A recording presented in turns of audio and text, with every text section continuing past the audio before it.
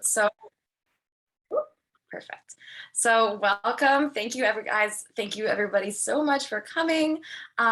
We are going to be talking about Bauhaus a little bit today. So I'm Isa Segalovich, or Isabella Segalovich. I am a designer. I'm a writer. I write for Hyperallergic magazine, which is like an arts and culture online magazine.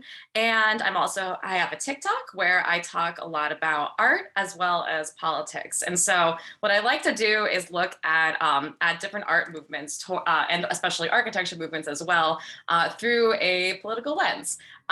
Because a lot of the time we separate those two things, but as we're going to see here, they are often so intertwined. So I'm going to jump right into it. And of course, feel free. I'm going to try to keep the chat bot open. So if you have questions, if anything is confusing or anything like that, please feel free to throw them in there. Okay. So last time I was here, and so anybody that might have come to both books, we talked a lot about ornament. And so as a little quick refresher, ornament is, this kind of what people will call like a superfluous design. So all of these designs, the purpose there is to make something more beautiful. It's not necessarily integral to the structure itself, but it's all these beautiful little designs in the tile that you see on the surface of this mosque. And so this is something that doesn't necessarily have a practical purpose other than kind of enhancing the beauty of an object. And sometimes it has a lot of other purposes as well. But the thing that I was so interested in is why all of this ornament, why all these little designs and surface design have been kind of erased from a lot of modern architecture and design. And so one thing that comes up again and again when you research ornament is Adolf Loos.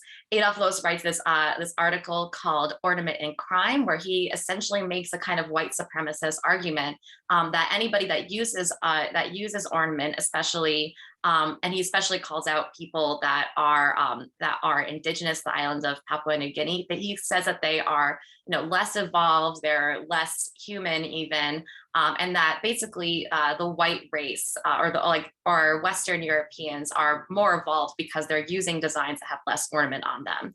And this has such a huge impact on the world of design and architecture. And so one thing I was looking at was the similarities between things like Philip Johnson's Glass House, which is very minimal, and Giuseppe Turagni's Casa del Fascio, because if you look at fascist architecture, you can notice it has very little ornament. But that's not usually the narrative that we talk about in a lot of design articles and books and talks, because and here's why. So I made a little video about this, basically saying that minimalism was a capitalist scam. And this immediately kind of blew up on TikTok. And this has probably been like the biggest video that I've made, partially because it made a lot of people really mad. People are very connected to minimalism. I think a lot of people see it as something that is really important to them, and also view it as something that's inherently anti-capitalist and has an inherently has like a leftist mindset. So people were really upset by this idea that Western contemporary kind of design minimalism, this kind of high art version of minimalism, may have these strains of white supremacy that could have been there since the beginning. And so one of the questions that a lot of people were asking was, what about Bauhaus? What about Bauhaus? Because Bauhaus is the school that we attribute a lot of this kind of minimal aesthetic that spread throughout the world of design. And it's also seen as something that was very politically progressive. It's seen as something that was very much almost like a socialist or even a communist place. And so as this is the Bauhaus, the big Bauhaus building in Dessau. As you can see, it's very sleek, very ornamentless, and there's going to be a lot of that going forward as we go through the talk. This school was incredibly influential. It was only from 1919 to 1931, but with the 1,300 students that passed through, just had an enormous impact on the world of design. Is generally associated with this very sleek, kind of ornamentless philosophy and a progressive or even leftist ideology. And so one thing I also I'm going to kind of throw out there to keep in the back of your mind, you'll see some of these examples as we go through. Bauhaus actually had a huge array of different things that were produced, and just some absolutely incredible really incredible pieces, such as these beautiful textiles by Günther Stotzel, the Bauhaus Ballet, the theater that has these really incredibly inventive and really just out there costumes. And this is a wooden toy by Alma Bucher, which is this absolutely, there really wasn't anything like this before. So all of these things were really, really fresh, really new to the world of design. And again, this is something that is, the impact cannot be overstated by Bauhaus, and how this just really shook the entire world of design in many areas of the world. And so again, it popularized this very sleek, ornamentless interior design and architecture aesthetic, where you can probably recognize some of these pieces of furniture, like the MT8 lamp, the Vasily chair. We see things like this at IKEA, and things that are generally, often things that are also very mass produced, and that was a part of the purpose of Bauhaus as well. And again, this is just a couple articles, a couple examples of how people talk about Bauhaus as this very, as a place where they were imagining these socialist utopias. And a lot of people will kind of attribute that to, they had the opportunity to change our world for the better. But this often is kind of a simplified narrative of what was happening. So let's talk a little bit about kind of the early influences of what led to Bauhaus. So in England, we have the arts and crafts movement. So down here, you'll see the one of the beautiful wallpapers that was made by William Morris. So they were really interested in reviving crafts movement, but also reviving this idea of mass production a little bit as well. So there was this idea of craft, but there was a little bit of an economic interest there also. So Germany comes in, and Germany and other mainland European countries see that the arts and crafts movement is spectacularly successful. They're actually like beating out all of the other countries at international craft fairs and winning all of these awards. So Germany is really interested in their own craft revival movement, but they're also really interested in mass production. So they come up with the Werkbund movement. So the Werkbund movement is a state-sponsored, it's a nationalist movement where Walter Gropius is a member. And so we'll meet him in a second. He is the founder of Bauhaus. At the same time, there's this modernism is exploding in Germany. And a lot of these kind of movements that are centering around health and wellness, as well as nationalism, things that are, kind of both And when one thing that when thinking about modernism, is that something that has a revival of something from the past, but it's also looking forward to the future. So you have these things like Wandervogel, whereas these kids, they're in troops, they walk through the forest, they sing songs. It's very associated with exercise. And you can see this kind of looks a little bit like Boy Scouts. It also looks a little bit like Nazi youth. And you can see both of those strands kind of come together. So Walter Gropius writes the Bauhaus Manifesto, and there are all these really, really forward-thinking, but also, modernist ideas around art school reform. They want to change the way that things are built. And so he has this idea that artists and craftsmen are brought together in building what he imagines is like this great cathedral. So to create a new guild of craftsmen without the class distinctions that raise an arrogant barrier between the craftsmen and the artists. So the people that are building the building are together with the people that are designing the building. However, there's something here that's really important, because it's very distinct that those are not the same people. So one thing that Todd Cronin points out, and I'm going to be referencing this essay a couple times throughout this talk, but this is an essay called Getting Over the Bauhaus by Todd Cronin, who's a professor at Emory University, and he studies class distinctions and art history. And so one thing that's really critical here is that Walter Gropius doesn't necessarily say that he wants to erase classes themselves, but rather just bring the different classes kind of closer together. And so one thing that he's thinking about and kind of his collaborators is this idea of art Soviet. And so this is something that's often taken at face value, that they're embodying socialism in when they're making kind of Bauhaus Manifesto. But it's actually this very particular type of socialism that's non-political. It's an apolitical socialism, and they actually even call this a Christian socialism. And we'll talk a little more about kind of what that implies too. So he's also really well known for the Vegas shoe factory. This is one of his, something he built in 1910, and it really exemplifies these modernist forms and kind of sleek form follows function. And so Walter Gropius is really, really interested in this idea of mass production and what kind of design is going to allow the best and easiest mass production. And so something that's also not really brought up is that he's also virulently anti-Semitic. And so he even says things like, this is just after World War I, where he'll say, the Jews are poison, which I begin to hate more and more. They are destroying us. And he brings this together with his kind of quote unquote socialist ideology. And this is actually kind of reminiscent of what the Nazis were talking about at the time as well, that it's the Jews' fault that we have these sort of class divides. And that's something that, you know, as I didn't mention yet about introducing myself, but Bauhaus is something that's very personal to me in a lot of ways. I'm a designer. I'm also queer. I'm also Jewish. So this is something that is really, this is something that it's really important to me as a designer, and how this has affected the entire world of design and the way that we think about it, where there's a lot of these strains of, especially of white supremacy and anti-Semitism, that are not usually very examined. So let's talk a little bit about the workers, because this is one of the things that has one of the greatest impact on the way that art school is designed after Bauhaus.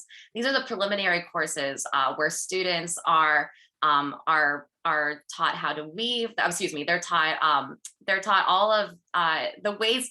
This is where they're encouraging experimentation. They're learning drawing, they're learning painting, but these are the preliminary courses before they go into their specialties of ceramics, woodworking, weaving.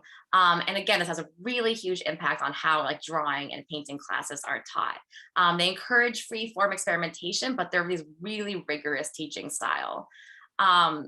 And so a lot of this, by the way, also a great book to learn about kind of a great overview of the history of Bauhaus is Bauhaus by Magdalena Drost. And so I've kind of read through it a couple of times while studying some of this stuff. So one of the people that comes up with the workers is Johannes Itten. He's an artist, designer, a theorist, he's a teacher, and he defines a lot of this curriculum.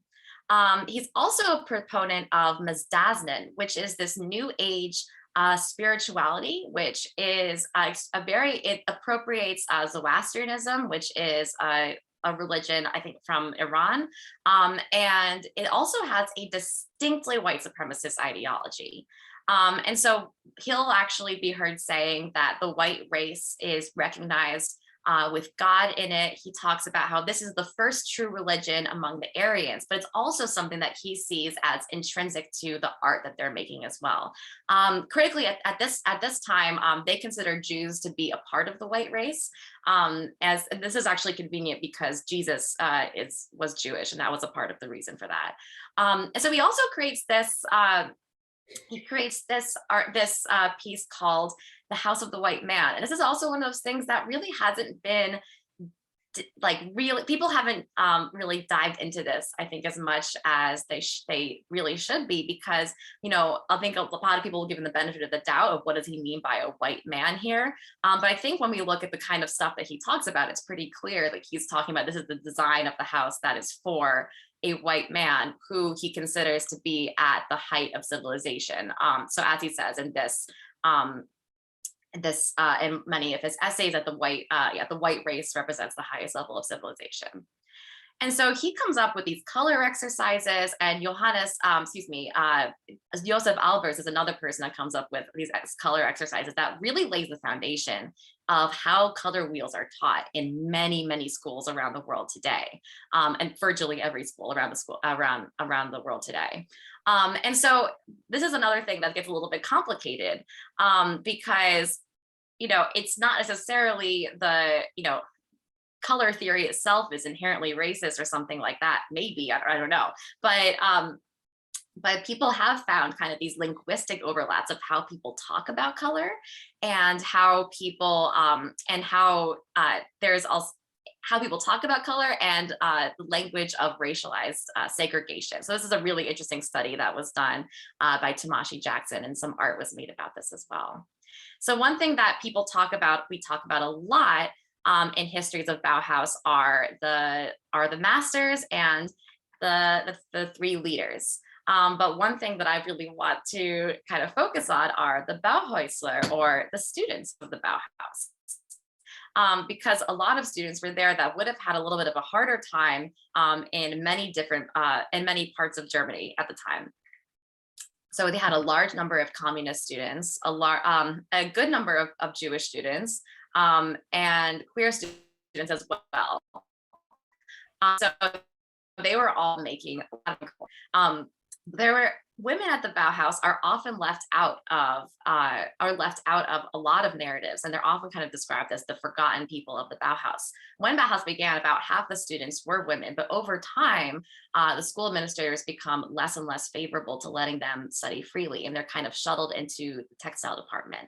So one thing that we see in how Bauhaus sets up kind of these precedents for art school, for a lot of art schools today, is that it's very stressful, required a tuition. A lot of students didn't have very much money because there was a lot of inflation. There were points where the cafeteria was only serving Mazdanen food, which is vegetarian, but they didn't necessarily adjust it for proper nutrition. And also, student work was sold as patents to fund the school. The school was always running out of money. And this was a really big, contentious political issue, because they needed state funding. This was actually a state-funded school. But at the same time, they had a lot of parties. Walter Gropius was known for throwing himself these like really big birthday bashes. So again, the women were kind of shuttled towards the textile department. And Walter Gropius is even known for believing that men and women's brains just functioned entirely differently, and that men could think in 3 dimensions. They were supposed to do sculpture and painting, sculpture and architecture, while women were meant to do women's work of textiles and weaving. And of course, they were making these absolutely gorgeous pieces of art.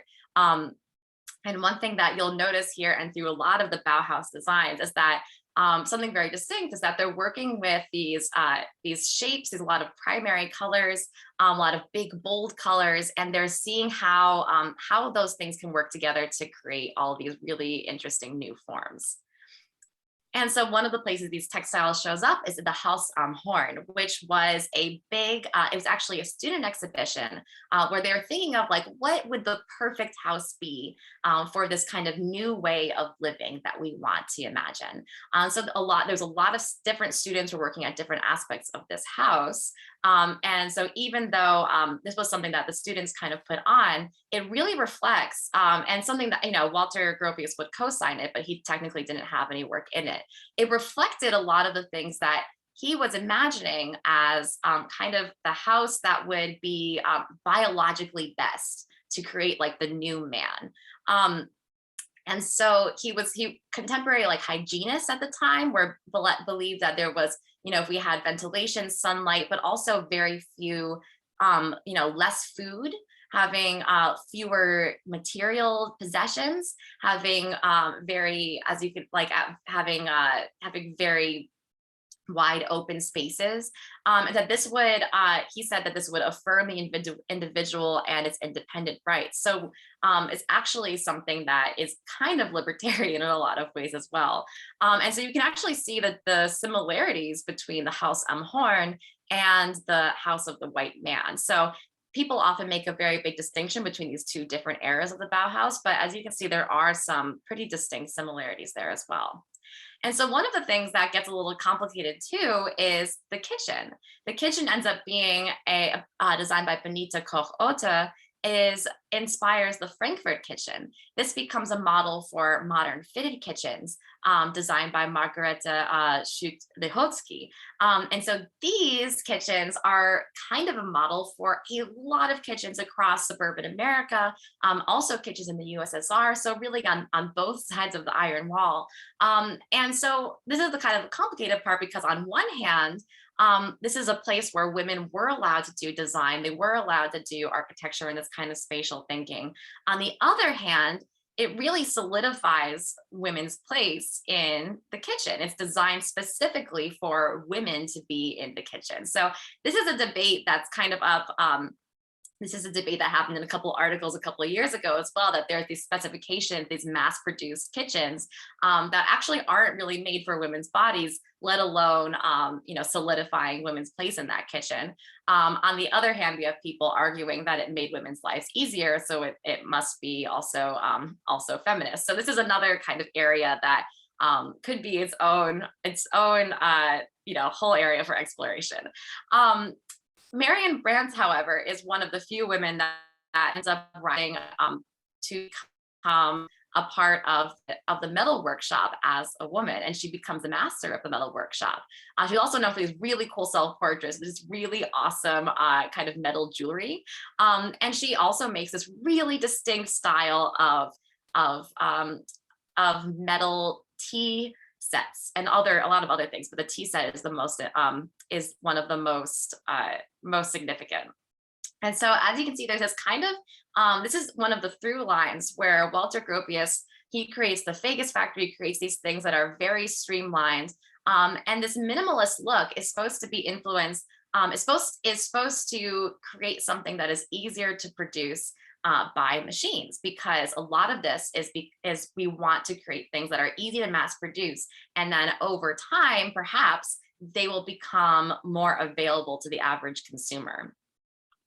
And so one of the actually, excuse me, this has the wrong headline, but one of the things that this becomes a little bit tricky too is that the Bauhaus really is trying to cater to people who are really into mass production. And one of those people is Henry Ford, who again is really notorious for his anti-Semitism. So they even try to appeal to his anti-Semitic beliefs by saying, we believe, anti-Semitic and white supremacist beliefs, that we believe, we are making our appeal to ourselves as having the privileged living in the land whose population today is the act of taking the reins of the leadership of the white race into grasp.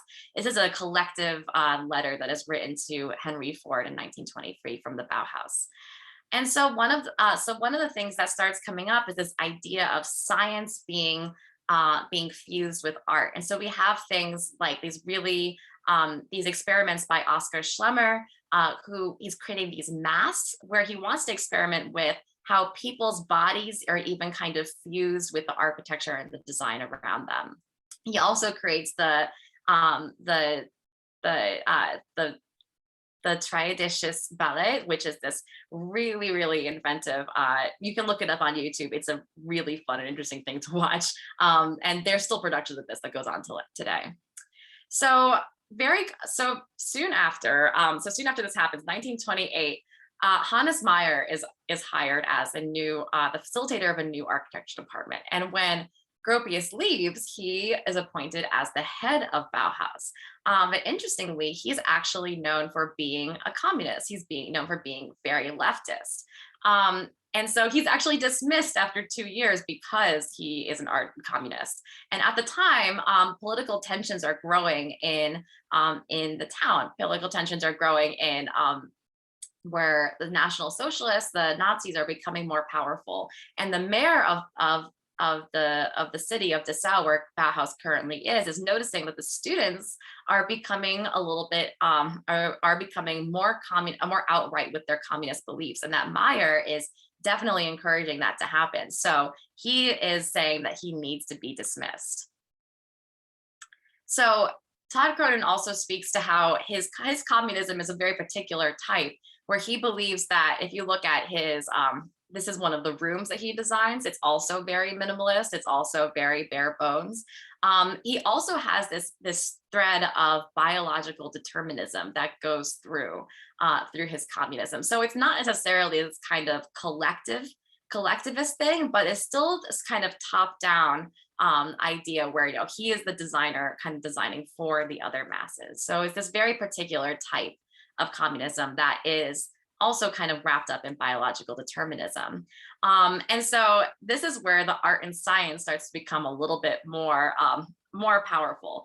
In 1923, they announced art and technology a new unity through one of their exhibits. And this is the same year they actually conduct an internal census to prove to other people that they don't have too many Jews at the school. And so this is also around the same time. Vasily Kandinsky basically who's this, you know, really celebrated painter.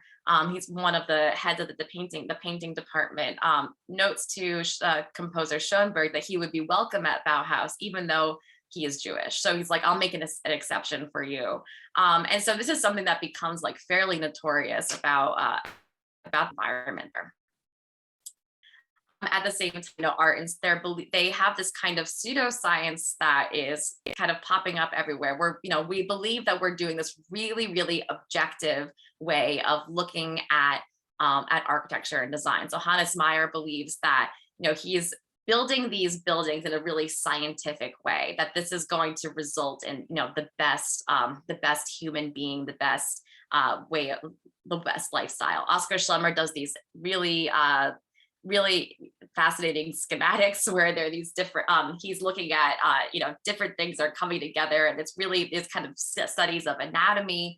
And even the curriculum is set up on these scientific and artistic poles. But again, these aren't like peer-reviewed scientific studies. They really have more of the aesthetic of science. So under Hannes Meyer, the students are becoming a lot more politically active. About 60% of the school is participating in these communist activities. And so this is really where most of this leftist, you know, leftist feelings come from, are among the students. So not necessarily among the leadership at the school. So they hire Mies van der Rohe to replace Ludwig Mies van der Rohe to replace Hannes Meyer. And he kind of comes in with this iron fist, incredibly authoritarian style of leadership, where he even, they immediately expel 5 foreign students without any reason. The students are given a new constitution to sign, and they're cross-examined about their political beliefs. And so political activities of all kind are completely prohibited. And architecture becomes even more important, and the school becomes even more than ever fiercely apolitical. But what does it mean to be apolitical at that time? What it often really means is that you know, we're okay with designing a new factory for bombs, or we're okay with designing prisons. We're okay with doing whatever needs to happen for any political reason that is going to be okay with the state at that time. And this is what's happening when, you know, Germany is going farther and farther right. Being apolitical means something, means that you're kind of okay with designing for whoever. And so this becomes more and more important as the Nazis come in and shut down Bauhaus. So they see the architecture and the art as very this is the general narrative. They see it as un-German, Bolshevist. We'll call it Jewish. There's communist cells that they see it as a communist cell that's being that's popping up. But how much of this is about the art, and how much of this is about the people that are making the art? Because if you look at the buildings, this is something we talked a little bit about at the last time as well, they're actually really, really modern. They're really sleek. And so this is really important when we look at fascism as something that is inherently kind of a modernist ideology. So Mies van der Rohe very quickly becomes very, very cozy with the Nazis. after Bauhaus is shut down. Hitler is not necessarily completely opposed to modern architecture, but he kind of goes back and forth. And eventually Joseph Goebbels convinces him that this is something that people are really into. This is something that could help our propaganda a lot. So eventually Joseph Goebbels asked Mies van der Rohe to create new designs for their Reichsbank, for the central bank. And so he's he ends up, and he again and again tries to work with them. And so he ends up being he was very close to being their architect, but Albert Speer ends up being their architect as well. As we looked at last time, they're also these very minimal, very bombastic buildings. So again, we look at the leaders of Bauhaus, who are usually kind of elevated in stories about Bauhaus. Walter Gropius actually also ends up submitting plans for the Reichsbank building, as well as the Deutsche Arbeitersfront. So there's other Nazi machines that he also decides to submit to. Hannes Meyer has a very specific type of communism and is also kicked out for being too communist. And Ludwig Mies van der Rohe is really the guy that just comes in and shuts down comic activities. Students even call him a fascist, and is shortlisted by the Nazi regime. And so these are the designs that the two created, these very modernist designs for different Nazi buildings. And they end up getting to work with the Nazi because of Philip Johnson, who is the founder of the architecture department at the Museum of Modern Art in New York. He coins the term the international style and ends up bringing Walter Gropius and Mies van der Rohe to New York. So this is something we talked about last time. There isn't enough time to go through all of his Nazi activities, but he's an American Nazi that is very celebrated among the German Nazis as well. But could have, even Albert Speer later says he could have been the next architect for the Nazis themselves. And he introduces the term of the international style, and calls out and basically in his big landmark exhibition at MoMA calls Walter Gropius and Mies van der Rohe these two of the four leaders of modern architecture. And Le Corbusier is another one of those people who also, something we talked about last time as well, was also a known fascist. How at the same time, these are the people that are lucky to get out of Germany. They often have more money, they have more connections. A lot of the students do not have that privilege. So if we look at, these are some of the students that we know were murdered in the Holocaust. Audi Berger, we mentioned a little bit before, Friedel Dicker-Brandeis, Hedwig Duhlberg, and Lotte Metzel are various communist, Jewish, queer students that are murdered. And Friedel Dicker-Brandeis is actually known for teaching the children at her camp. Her teaching the children art classes, and that is something that's an entire story I recommend looking into, because it's incredibly heartbreaking and an amazing way to kind of resist the darkness that was at that camp. At the same time, Franz Erder actually designed the very camp that murdered many of those students, designed Auschwitz. So he was one of the two architects that was put on trial for crimes against humanity for designing the shower rooms at Auschwitz, and he was a Bauhaus graduate. This is something that I thought was just a really good point. And this is really kind of the through line that I want to push, is that scholars have not made very much effort to look at the other students that might have had these principles and how they could have contributed to the design of Auschwitz itself. Another complicated kind of story is the story of Franz Erder, who was also a communist student who was put in the Buchenwald camp. He offered his skills as an architect, ends up designing the gates of the camp, which says "Jedem das sein," which means to each his own. And he was freed early by the Nazis on the condition that he continued to work for them. And he did this for 4 years, including work on other concentration camps.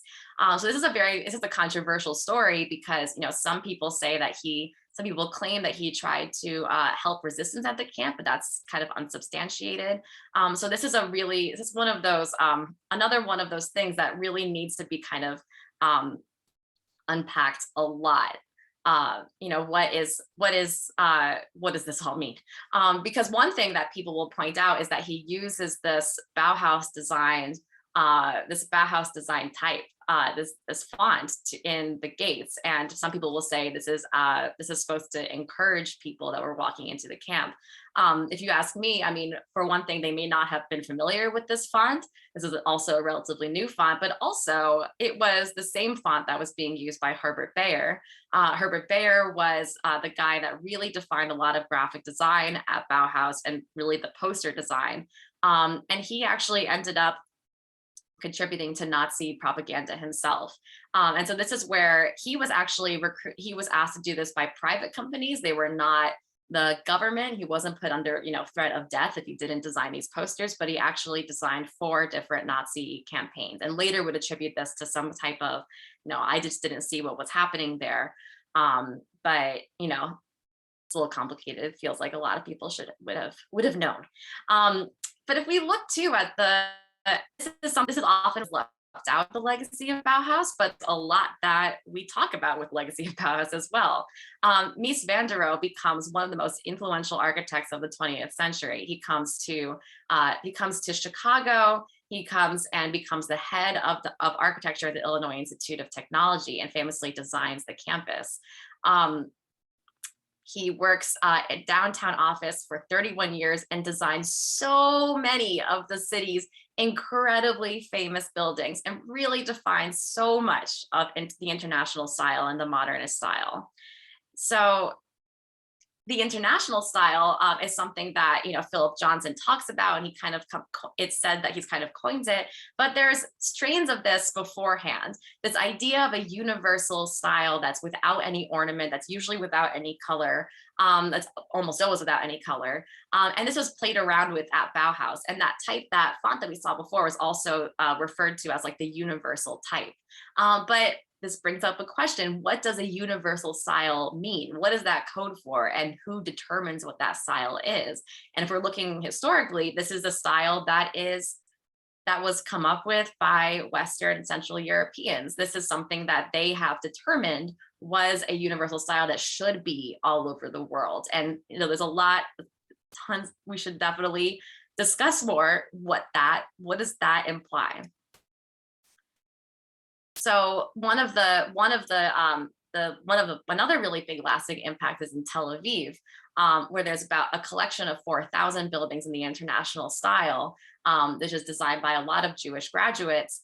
It's really controversial also as to why it's called the White City, because that's what it is referred to as. And this is coming into, of course, Israel is really building up a lot in the decades after World War II, where there's many people who are Jewish who are coming there. But this is obviously incredibly complicated and incredibly controversial in terms of how you tell that history and how we talk about that history. So a book that's been written relatively recently is White City, Black City by Sharon Rothbard, who kind of traces how a lot of that environment it's kind of described in some exhibitions as something that has kind of risen out of the ground. There wasn't anything there before, but this author describes how, of course, there was a lot of things there before that were razed to the ground. A lot of the original Arab population is emptied out, and there are parts of the city that are still also built up, but it ends up becoming very segregated. And this is something, this history continues to affect people that live in Tel Aviv today, where housing is getting more complicated, getting more, a lot more expensive. And those dividing lines are probably becoming even more stronger than ever.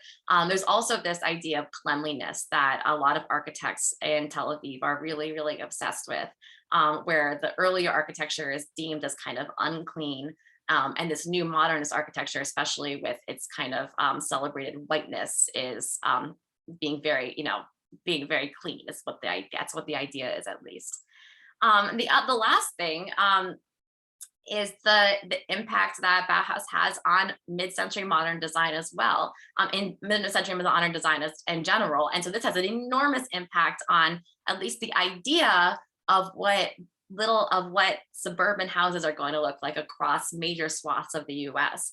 But of course, these houses, the ones that are designed really nicely, the ones that are designed in this very sleek, modern aesthetic, are really meant for white people. They're really meant for these neighborhoods and compounds where Black people, where Mexican people are not allowed, anybody that's not white are really not allowed to live, and often Jewish people as well. Sorry, I put a timer on myself so I didn't run out of time. But that's actually, this is the book that's about this, is called Little White Houses, Modeling Race and Class. And this is often done also through advertisements about these houses and the photography there as well. Anyway, that is all I have at the moment. Thank you so much for listening to me talk about one of my favorite topics to unpack and unwind, and would love to know if you have any questions. So if anybody that's online has a question, if you want to put it in the chat, that'd be great. If anybody here in the audience has a question.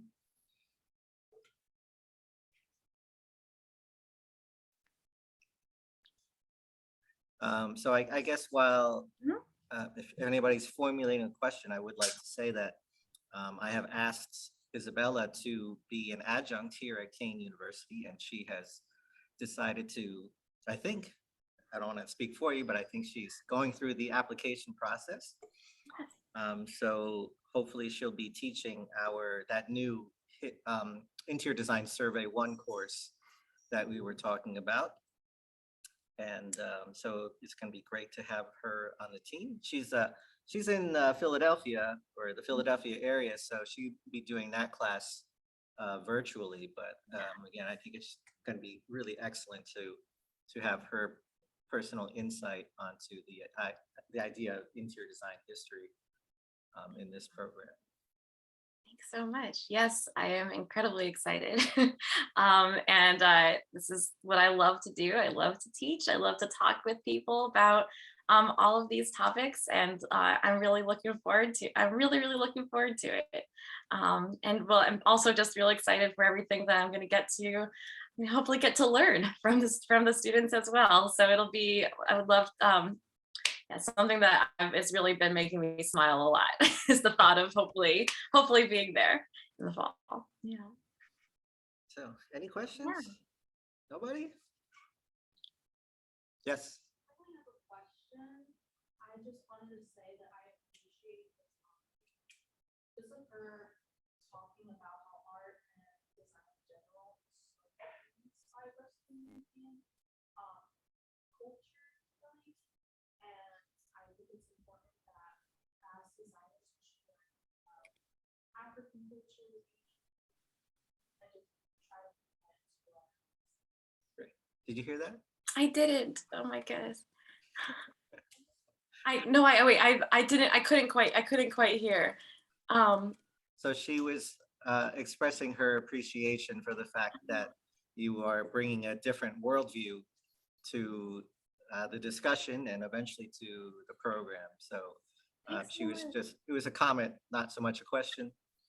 Thank you so much. Pretty much thanking you for your perspective.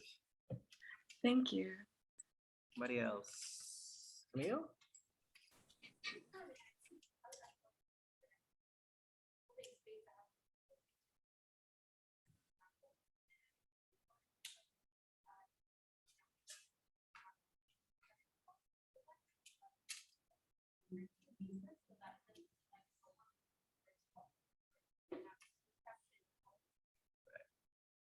So Camille is one of the architecture professors here, and she was just echoing the comments that were made by Julia. I'm sorry, Sarah. Thank you so much. Thank you. It's exciting. It's really exciting to hear people that, to hear that this resonates with folks in general, because, this is, Bauhaus is one of those really complicated things, especially. I think it ends up being sort of a focal point where all these kind of really complicated parts of architecture and the way that architecture and design is talked about really comes to a head. And I think one thing that one article I was reading is that there's kind of almost like this lucrative, a lucrative but small industry around talking about Bauhaus and selling books about Bauhaus, or other kind of other things about modernism that repeat a lot of these same adages of it being this very this kind of this thing that can solve our world through a very particular type of what is seen as a progressive ideology, but it's of course I'm thinking a little more complicated than that. And so one thing that makes me really happy is that there are people that are getting really excited about talking about this. And so every time I hear that this resonates with somebody, or that they've been wondering about these things, it gives me like more just like energy and excitement to keep talking about it. And keep talking with people and finding out more things and dealing with these really kind of tricky riddles that Bauhaus and other things like give us. So yeah, I really enjoyed it. There are a couple of you on the Zoom that turned your cameras on just a minute ago. Did you guys have a question? Yeah, if I can. So it's a privilege to be here today. Just so you know, I'm Isabella's father. so I've been she's cracking up. So I've been learning from Isabella for 25 years. So you guys are very fortunate to have her on faculty. Yes, and I have a question for you, Isabella. So I actually read a piece in the New York Times a few days ago by somebody named De Jong, who was talking about the German automobile industry. And there were a lot of parallels between his op-ed and your talk today, because it was one of those, like, how many of you know that BMW and Audi and Volkswagen and all these other cars that people love have a pretty nasty Nazi past. And I think that while I don't drive any of those cars, they're pretty widely reputed to be pretty good cars. And so I'm wondering, how do you unpack what may be valuable in a design tradition from the sinister history that it has? Because maybe there's something in there, but is this at the level of everybody should know, or is it at the level that we shouldn't be that we should be dismissing the design tradition? Yeah, so this is something that, thank you, Dad, for your question. So this is something that this is like really gets at the crux of a lot of things, because, and this is something that Charles Davis talks about a lot too. And Charles Davis II is one of these scholars that's really like unpacking a lot of white supremacy in modern architecture history. That it's not necessarily that we want to immediately like, we don't want to immediately throw these things out and just erase them. We don't want to really just like, especially when it comes to something like design. I mean, there's a lot to unpack about cars, about driving cars, and whether that is something that's eventually going to be helpful for everybody in cities and everybody that doesn't have a car, et cetera. But one thing that is interesting is when more people know about these not just companies that there's companies like Chanel as well. This is a really famous example, or that Coco Chanel is a Nazi as well. So like people like that, where it's like it's easy to say that, oh, it was just at the time, they still had to make money, they're opportunists. That's just what any company would do. But I think it's more interesting to look at what are the strains of fascism that could have made it especially helpful for them to be mass producing these cars. What is it about something that is all about efficiency, about streamlining, about making the work that people are doing, thinking about people as like these kind of parts of a machine. People like Le Corbusier loved that idea, and he had this huge impact on how cities have been designed, with cars being at the front of them. So it's not necessarily that like we want to do away with cars because, so like one of the things that like I want to like kind of hone in is that it would be, it wouldn't be enough to say, Walter Gropius was anti-Semitic, so that means that we've canceled the whole Bauhaus. It's a lot more complicated than that. I think one of the places that this gets really interesting is Henry Ford, who has these really these anti-Semitic ideas. And one thing that I think needs to be unpacked a lot more is, what is it about those anti-Semitic ideas that contributed to the way that he thought about mass production? What is it about the way that people think about Jews, for example? One of the anti-Semitic tropes is that we're very materialist, that we love having lots of gold and it was our fault that that capitalism was becoming so bad and that all these wars are happening.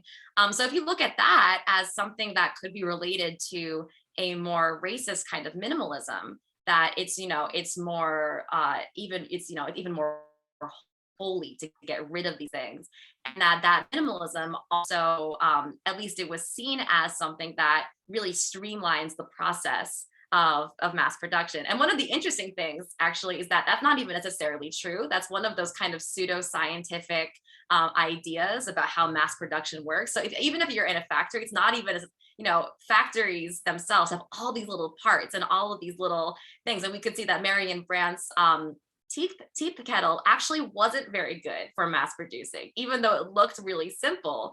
That was actually handmade.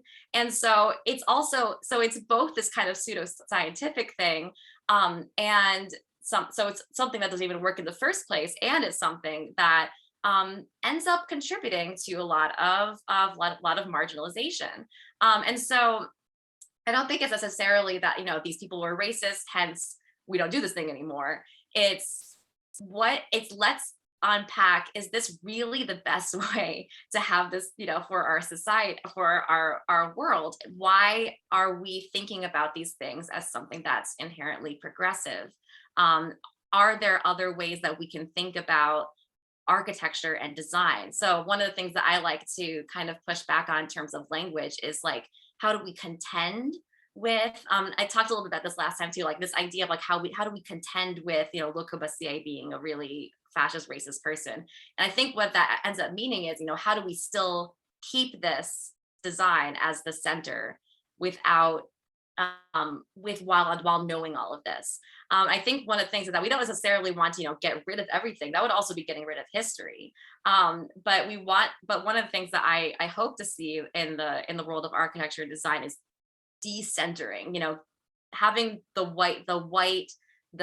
ornamentless thing, and also white men taking up so much of the architecture and design field, having that be the thing we don't need this as the default kind of thing.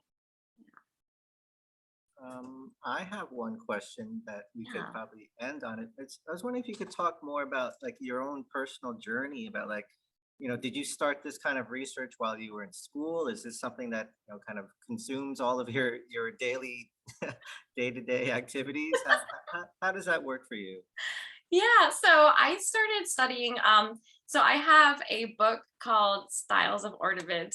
So my godfather gave me this book when I was a little bit younger, and it's just had it's one of those older ornament books that has all these incredibly beautiful, intricate designs. And I just got absolutely I was so interested in this book, and I couldn't stop looking at it. And so later on when I was in college, I started looking up like what is this thing called ornament, and why, why don't people talk about it very much? And so that's when I ran into Adolf Loos's Ornament and Crime. And it kind of just rocked my whole worldview, because this was, something that I ended up starting doing designs myself. So I do some ornament design. And so I was just really, really fascinated by it. I ended up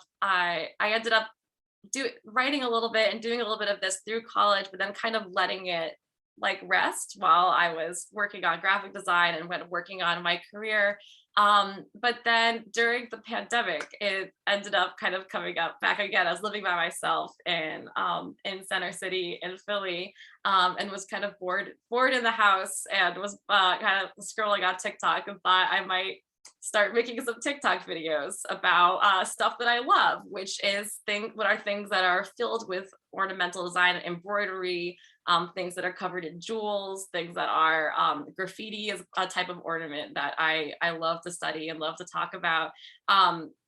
And saw that it started really resonating with people. And so this was something that I had been studying for a while, especially in graffiti. I did a little seminar for a couple people on graffiti history while in college. But really, now it is something that I am thinking about and all day. So like there are a lot of different strains. It's depending on the time of the day and what I need to do, I have to like stop myself from getting too far into. But it's something that ends up like kind of like I said a little bit before, people I'll get, it's so fun to get other people's thoughts and reactions from it, and people's just like hearing what's resonating with people and what they're thinking, because then that just it gets me just again like just so much more excited about it. And so one of the things that right now I'm diving into like a bunch of different things as like Jewish art, because it's Passover as well, and the history of Jewish ornament, as well as preservation. There's a lot of things with preservation and kind of the way that we're getting rid of a lot of these older buildings, things like that. So it's been kind of I would say I've been studying it for at this point probably for like 7 years or something like that, really intensely, but probably will be for a long time because I can't seem to shake it. All right, so unfortunately we're out of time, but I want to thank you so much for your time and for this great research that you have presented to us, and hopefully this will not be the last time we see you, like I said, because you're going to be teaching with us, hopefully. Fingers crossed, I don't want to jinx anything. Me too. But thank you so much, and hopefully we'll do another one of these sometime really soon. Yes, thank you all so much. And to all students, good luck with the end of the semester. You got this. Thank you for having me. All right, thank you everybody for joining, and we'll see you at the next one.